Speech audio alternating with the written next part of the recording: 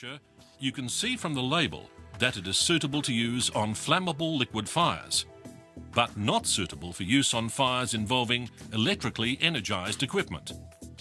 As a final point on the identification of extinguishers, you should be aware that there are still extinguishers in use that were manufactured before the current standard.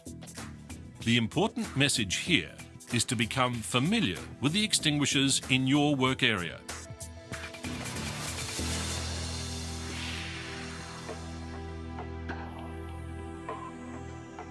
There are a couple of simple checks that should be carried out before using any extinguisher.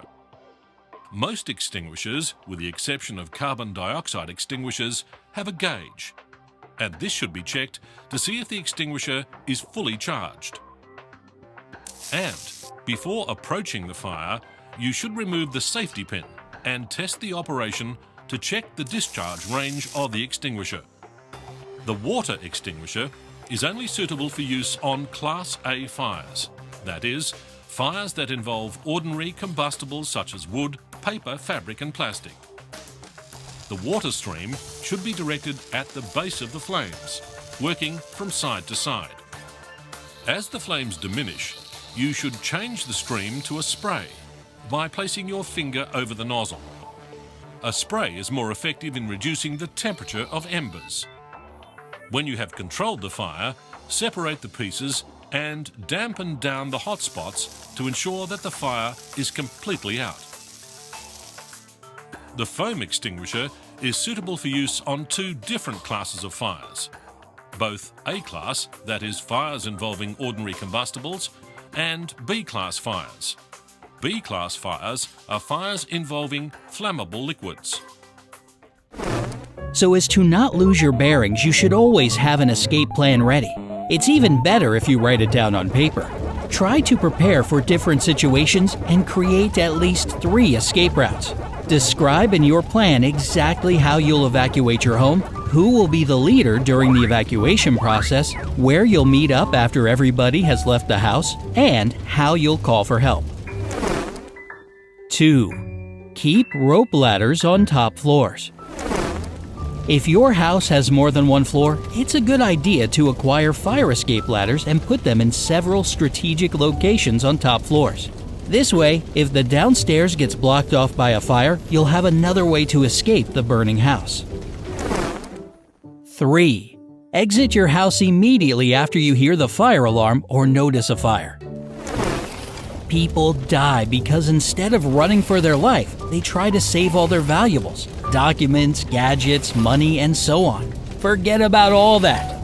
Your only concern should be gathering your family members and pets and leaving the house safely. 4. Doors will help you during a fire. Wooden doors can provide good protection from both smoke and heat. On top of that, they can prevent a fire from spreading. An effective strategy can be escaping from one room to another and closing doors behind you. At the same time, be extremely cautious when you open a door. There may be a fire waiting for you on the other side. If you realize that the doorknob or the door itself is too hot to touch, or you see smoke coming through the cracks, do not open the door. Even if everything seems alright, open every door with the utmost care to avoid unnecessary risk. This way you'll be able to shut it right away if you spot a fire raging behind it. If you realize that the only way to leave the house is through a window, make sure the doors are shut. A draft from an open window can aggravate a fire in a matter of seconds. 5. Make an improvised respirator. This may sound unexpected, but during a house fire, the fire itself isn't the main danger. What kills people much faster than flames is smoke. Smoke is a powerful irritant to your nose, throat, and eyes, and its smell is nauseating. If you inhale smoke, it can irreversibly harm your lungs. You should remember that smoke from a house fire is toxic since burning objects release harmful gases. Once you start to inhale smoke, your body stops getting enough oxygen. Depending on the heat and density of the smoke, people usually lose consciousness and die due to brain damage in no more than 5 to 15 minutes. That's why it's of the utmost importance to know how you can protect yourself from smoke inhalation. If the situation allows, you can make a DIY gas mask that will act as a respirator. Grab a plastic bottle or container that's big enough to cover your face and cut off its bottom. After that, cut a U-shaped opening for your head in one of the sides. Don't make it too big. The mask won't fit you tightly enough, and smoke will get into your eyes and nose. Take a kitchen sponge and wet it with water. After that, push the sponge into the neck of the bottle to serve as a filtration device. The final step is to remove the lid of the bottle. The respirator isn't perfect, but it will give you some precious time to exit the house. If you don't have the necessary materials at hand, place a wet cloth or piece of clothing in such a way that it covers both your mouth and nose. Unfortunately, this method leaves much to be desired. It will buy you no more than a couple of additional minutes, but even so, these minutes may turn out to be game-changing. 6. Stay away from fabrics. Clothes, curtains, bed sheets, and tablecloths pose a serious danger during a fire. They are very likely to start burning. If you have time, take off your clothes made from synthetic materials. When affected by fire, they will melt and stick to your skin, causing bad burns. Try to replace such clothing with something made from cotton or wool.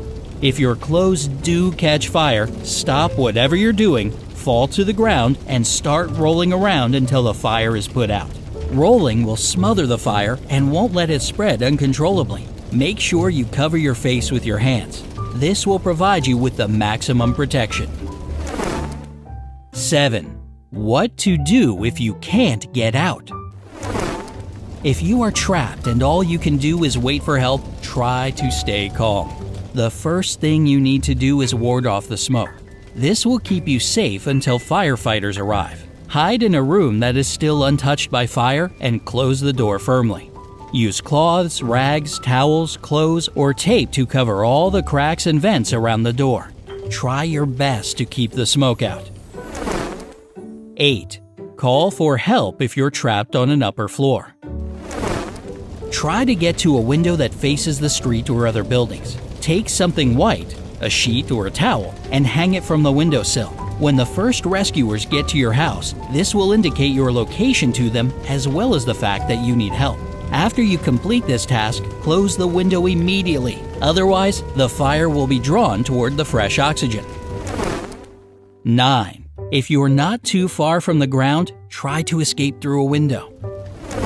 If there's no other way but to use a second-floor window as your escape route, search for a ledge. If there's a ledge under the window, climb onto it in such a way that you're facing the building. You'll have to hang from a second story, but at least you'll be closer to the ground. Your chances of remaining unhurt during the fall will be much higher. However, if you're trapped somewhere higher than the second floor, you better stay where you are. Close the door, take measures to prevent smoke from entering the room, cover your nose and mouth, and wait for help. Take your safety seriously. More than 2,500 people die in house fires every year, and about 12,000 are injured. This means that an average of 7 people lose their lives because of home fires every day. Make sure your house is equipped with functioning smoke alarms. Check them regularly, preferably once a month.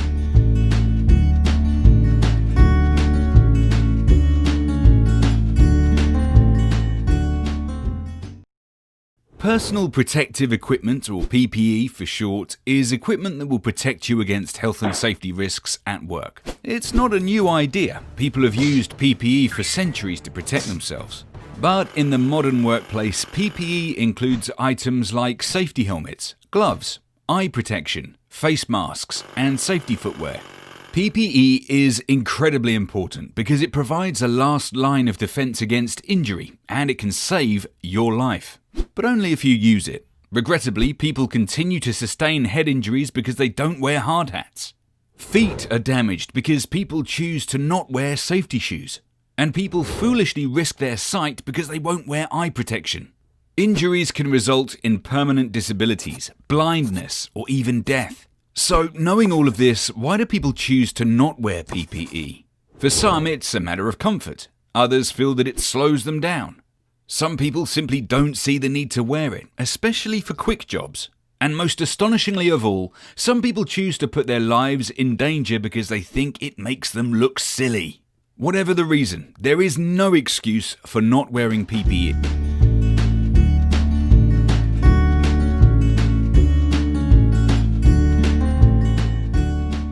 Hello and welcome. I'd like your full attention while I briefly go through some safety concerns in this short workplace safety presentation. There are 3 key steps towards safety in the workplace: identifying the risk, assessing the risk, controlling the risk and reviewing its effectiveness. Put simply, the best way to prevent injuries or illness is to find potential hazards and fix them. Please take the next few moments to consider the following key procedures.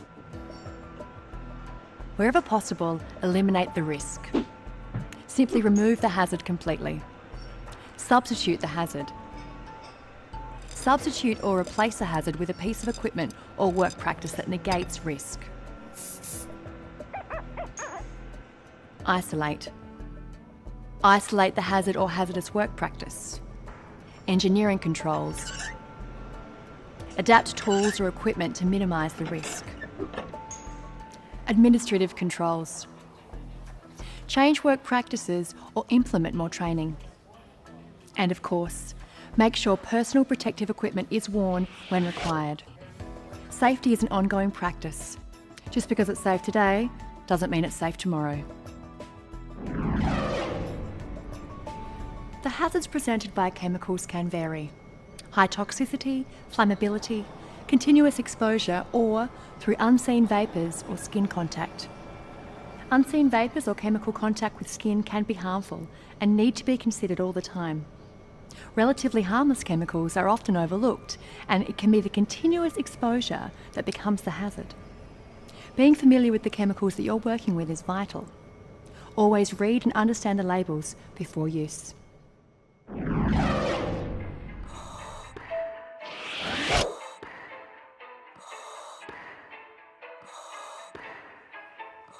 As part of the hair and beauty industry, we are constantly exposed to a range of chemicals, and employers and employees need to be aware of this exposure and need to deal with this on a regular basis to make sure that the exposure is reduced to a minimum. The accumulative effect of working with chemicals on a daily basis needs to be something that's brought to the attention of employers and employees. These products can cause extreme reactions in the workers, such as asthma, extreme dermatitis, even cancer can be a result of working with these chemicals. In the hair and beauty industry in South Australia, we've developed a document to assist workers and employers to have a better understanding of the chemicals that they're working with and the conditions that they should provide to protect the safety of their staff. Chemicals can pose a range of health and safety problems in workplaces. Even chemicals which you think are fairly safe can be a problem if used in large amounts, or for long periods of time, or if mixed with other chemicals. Sometimes it's the working environment itself that can be hazardous. When chemicals can't be readily identified, they must be treated as hazardous. Chemicals plus heat is a particularly dangerous combination.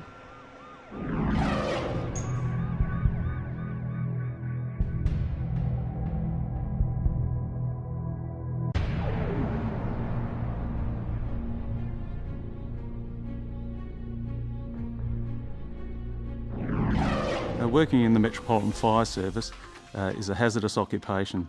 Firefighters face many incidents which involve manufactured textiles and synthetics that these days can create hazards for firefighters when involved in fire. The products of combustion can constitute a major health risk for firefighters. Firefighters returning from a fire can carry contaminants on their clothing and return them into their work environment back at the fire station. In order to prevent this from happening, the Fire Service has introduced a dirty to clean fire station concept. In that way, firefighters returning from a fire can move from a designated dirty zone and decontaminate and move through to a clean area to ensure that no products of combustion that can cause a hazard to their health can move into that work environment. In certain situations, like firefighting, we don't know what chemicals we're likely to encounter in these fires, so we need a very rigorous system for managing chemical hazards. Things like the right personal protection and also the right clean-up procedures are important. Pictograms are an easy-to-understand method of identifying most types of chemical hazards, as are signal words, hazard statements and precautionary statements. In essence, always check before taking action.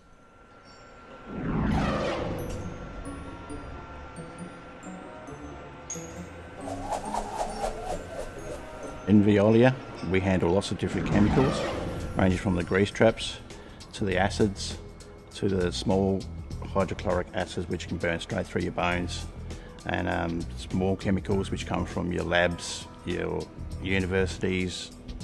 With the acids, if something goes wrong with that, you could be a major accident happen and someone can be burnt or even death. Remember, this means handling as well as storing chemicals. Fumes, vapours and spillages are as dangerous as contact. My view on the workplace safety, I think my guys come to work, they're happy, they're healthy. If during the day, if they do their work, they stick by their risk assessments, JCAs, do it the way they've been trained, they'll go home nice and happy and come back the next day all safe and sound. There are many aspects of chemical hazards in the workplace.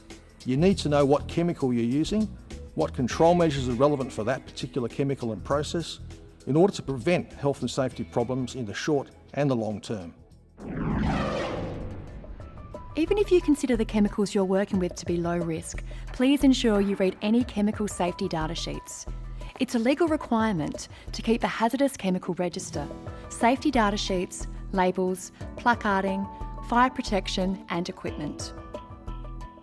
All workplace hazardous chemicals need to be classified according to the globally harmonised system of classification and labelling of chemicals, GHS. Be aware and be safe.